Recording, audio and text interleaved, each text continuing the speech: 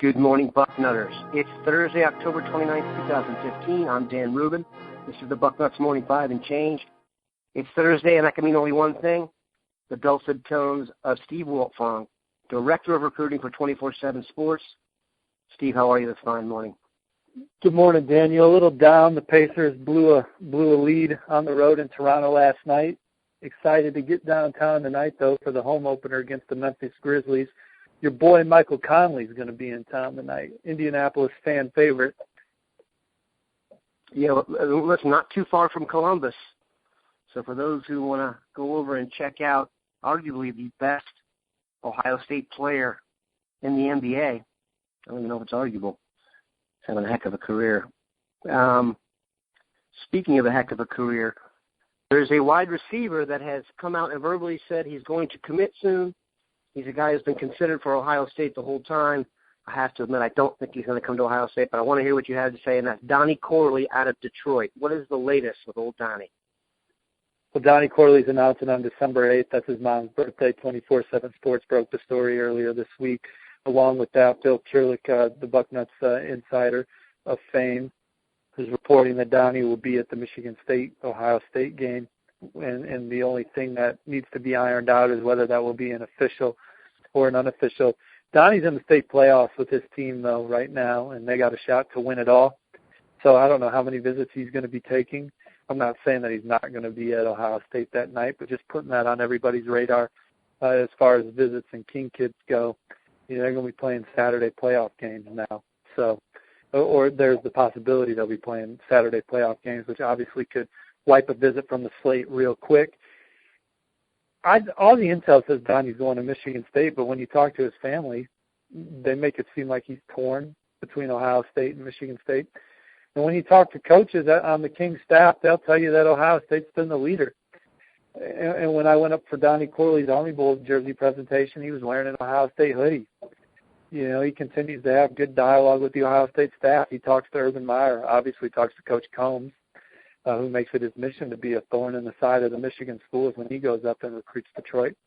So, yeah, I think it's Michigan State, but I'm not slam dunking it for the Spartans right now. And another visit to Ohio State and more time to be around Michael Weber and those guys on a visit certainly could help Ohio State. And if he does come up for that game, Ohio State may get that last visit before he decides. So, I'm not ruling out the Buckeyes for Donnie Corley. I do think it's Michigan State, but certainly one to continue to track.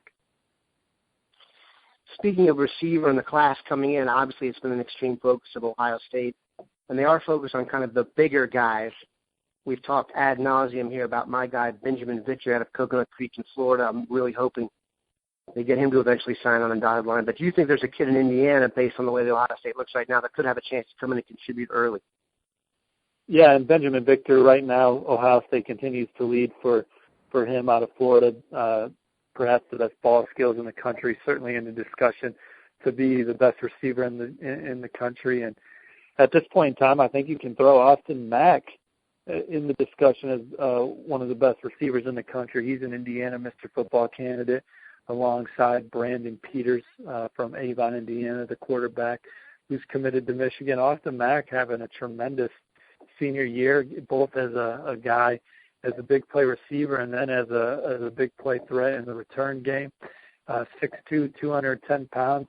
From what I've seen from him this year in his yak ability and his ability to make big plays and his ability to go up and get the football, I'd be surprised if Austin Mack doesn't play as a true freshman. And we've said it before on the Bucknuts Morning 5, but he was always the top of the board receiver for Ohio State from the time he came to their camp and ripped off a 4.4 the summer going into his junior year. Urban Meyer was very, very active in his recruitment.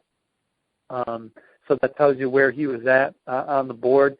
35 receptions for 700 yards so far in 9 games, 5 touchdowns receiving.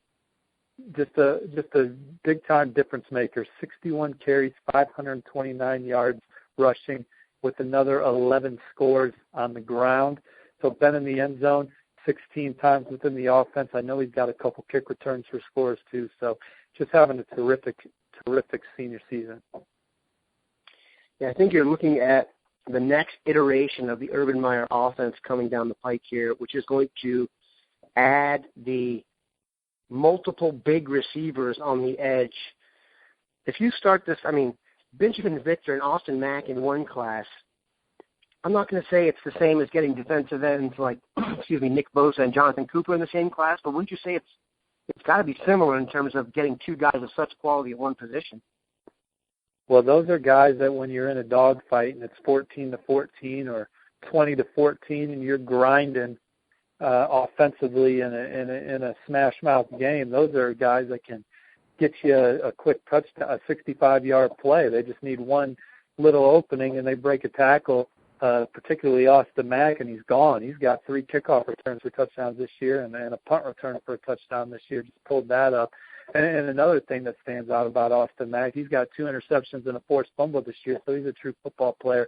But those are guys that can make a game-changing play and be the difference in a close ball game. In Ohio State, that's the difference for them and why they're the best team in the country. When you look at a guy like Ezekiel Elliott or a Braxton Miller or a Michael Thomas, they can score at any time, and not many teams have that many guys that can put it in the end zone on one touch, and Austin Mack's a guy coming in that can be a one-touch and score guy.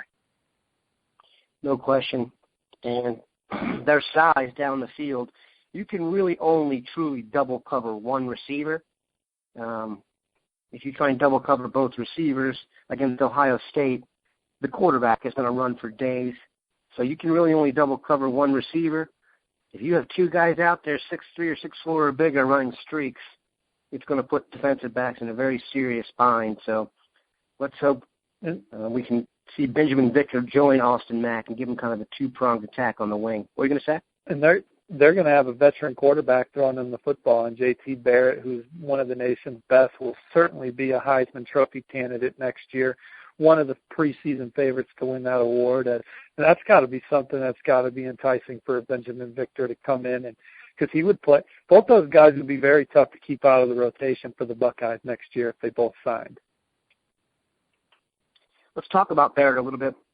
We were talking about him a little before the show because he spoke yesterday to the media, and for the very first time, at least for JT's standard, he had a little bone to pick with everybody. It seems he didn't appreciate the constant chatter that Cardale was playing because he had a stronger arm. I believe JT's quote to the media was, "Do I have a weenie arm?" I just want to talk a little bit more about, you spent some time with JT at the Elite 11 out in earlier this season, and it was kind of a revelation for you, I think, when you get to be around him. I just wanted you to kind of share that with everybody.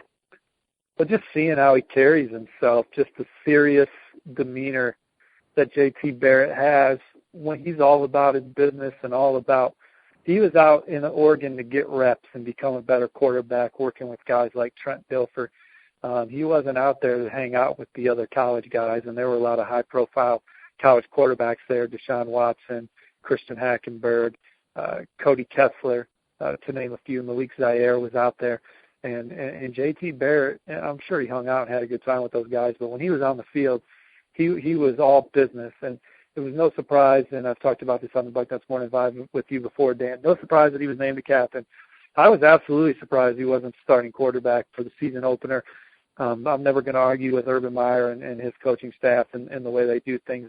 They're on track to win the second straight national championship, so they obviously saw some things that we didn't see in Cardale Jones. But just J.T. Barrett, for me, he's just consistent in everything he does, from the way he plays the football game to the way he carries himself, to the command and he has over his football team, and to the respect that he has earned from the guys around him. I just think he's a star.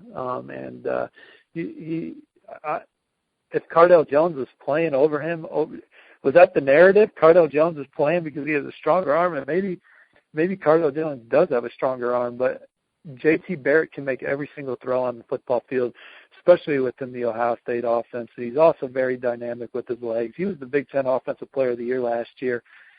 He's still got tremendous accolades ahead of him, and he's got a chance to lead the Buckeyes to a ring this year.